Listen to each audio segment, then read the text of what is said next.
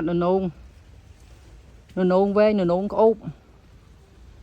ba miền nẹt trâu ca đấy bà nó nôn đó lại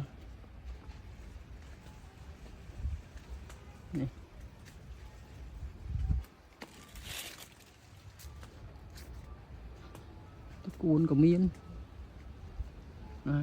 tao lại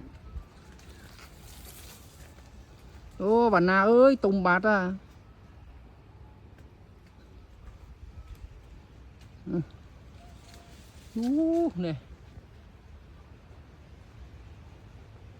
này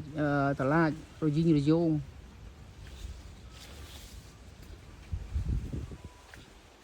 nè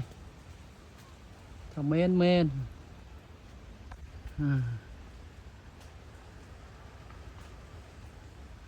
châu stock ấy tao lại châu stock sợi đáy bà na ơi bà na ở bên sợi đáy áo vậy đi sợi đáy